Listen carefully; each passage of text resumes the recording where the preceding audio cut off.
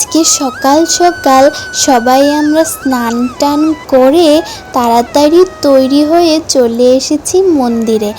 আমি, দিদিয়া, দাদা ভাই, পুচকু সবাই মিলে এই জন্মাষ্টমীর সকালে চলে এসেছি কৃষ্ণ মন্দিরে। জন্মাষ্টমীর দিন মন্দিরে না এলে যেন মনটা একদমই ভালো লাগে না। প্রথমেই চলে এসেছি কৃষ্ণ মন্দিরে। মন্দির চত্বরটা কি সুন্দর করে সাজিয়েছে দেখুন, বিশেষত কেষ্ট ঠাকুরকে কি সুন্দরই না লাগছে। চোখ দুটো কেষ্ট ঠাকুর থেকে সরাতেই পারছি না। আমাদের পুচকুটা দেখুন কি খুশি, খোল পেয়ে খোল টোল বাজিয়ে ঠাকুরকে দেখে কি মজাই না পাচ্ছে। এখন বাজছে প্রায় 12টা, মন্দিরের পুজো প্রায় শেষ হয়ে গেছে, তাই ঠাকুরের কাছে একটু ভোগ দিয়ে চলে এলাম এই উপরতলাটায়। এখান থেকে রাস্তাটা দেখতে খুব সুন্দর লাগছিল। পুচকুটাও দাঁড়িয়ে দাঁড়িয়ে দেখছিল, সঙ্গে এখানে কৃষ্ণ জন্মের পুরো বৃত্তান্তটাই খুব সুন্দর করে দেখানো হয়েছে।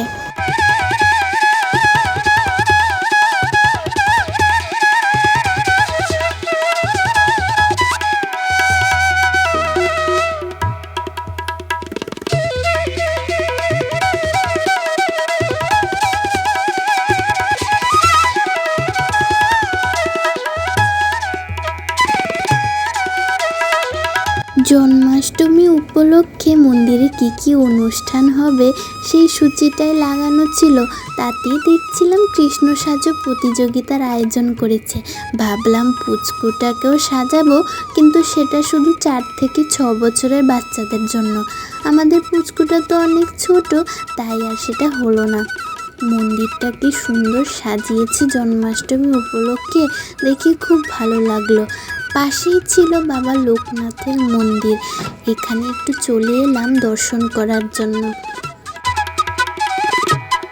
আজকে জন্মাষ্টমী, তার উপর আজকে বাবা লোকনাথের আবির্ভাব দিবস। এখন শুরু হয়ে গেছে যজ্ঞ, সেটা আমরা একটু বসে দেখছিলাম।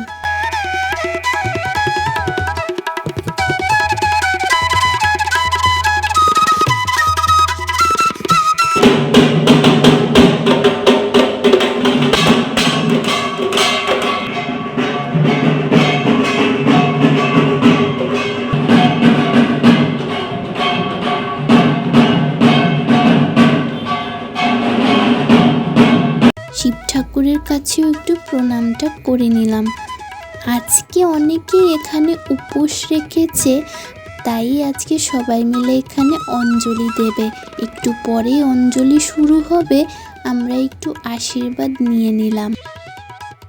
বাইরে দেওয়া হচ্ছিল খিচুড়ি প্রসাদ, সবাই মিলে একটু একটু করে নিয়ে নিয়েছি। এখন আমরা চলে যাব জগন্নাথ মন্দিরে, তার জন্য একটা টোটো করে নিয়েছি, কিন্তু রাস্তায় অনেকটা জ্যাম ছিল, যেতে যেতে অনেকটা সময় লেগে গেছে।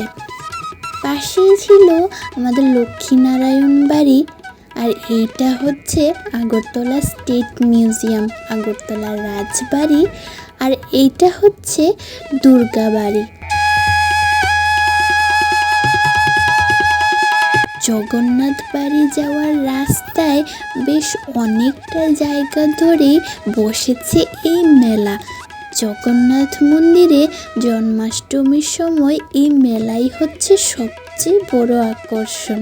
প্রায় অনেক দিন ধরেই এখানে এই মেলাটা চলে। নানা রকমের খাবার, সাজগোজের জিনিস, পুজোর জিনিস সব নিয়ে দোকানদারেরা এখানে পসরা বসিয়ে দিয়েছে।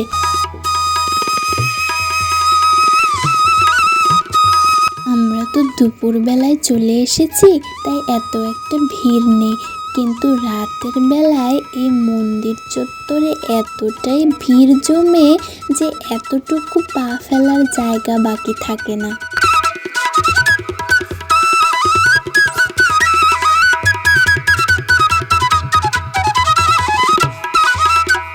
জগন্নাথজিউর মন্দিরে ভেতরের জায়গাটা খুব সুন্দর করে সাজিয়েছে। এখানে অলরেডি প্রসাদের লাইন ধরে নিয়েছে।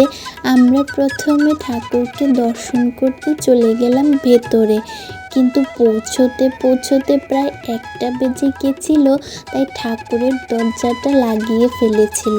প্রণাম করে একটু চরণামৃত নিয়ে এইবার মন্দিরটা একটু দেখার পালা।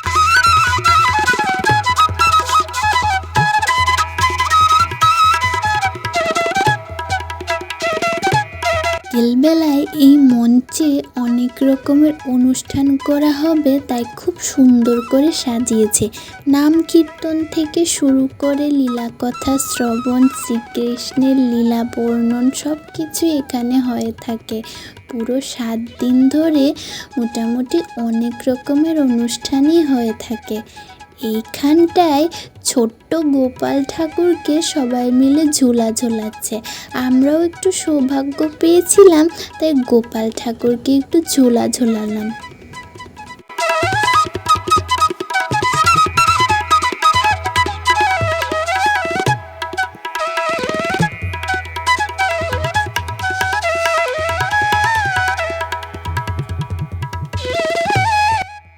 এইটা হচ্ছে স্মৃতি মন্দির।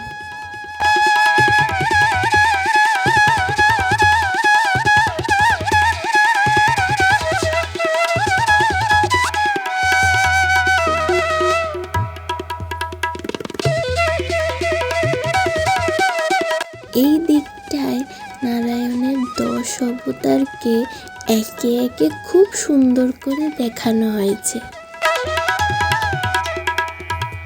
জগন্নাথ মন্দিরে এলে আপনারা এই মন্দিরের প্রত্যেকটা কোনায় কোনায় কিছু না কিছু অবশ্যই দর্শন করতে পারবেন। মন্দিরের প্রত্যেকটা জায়গায় কিছু না কিছু দেখানো আছে। আমি নিজেও বুঝতে পারছি না কোনটা ছেড়ে কোনটা দেখব আর আপনাদেরকে কোনটা দেখাবো। দূর থেকে যেসব দর্শনার্থীরা এখানে দর্শন করতে আসেন, তাদেরও থাকা খাওয়ার ব্যবস্থা এখানে খুব ভালোভাবে করা আছে।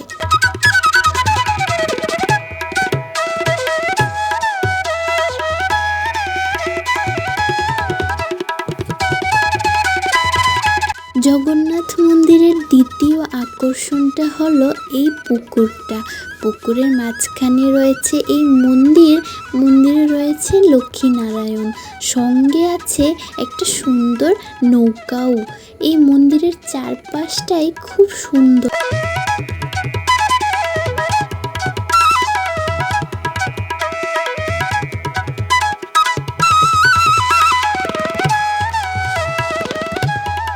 দিনের বেলা তো বটেই, কিন্তু রাতের বেলায় আলোকসজ্জায় এত সুন্দর করে মন্দিরটা সেজে ওঠে যে জন্মাষ্টমীতে জগন্নাথ মন্দিরে না এসে একদমই ভালো লাগবে না।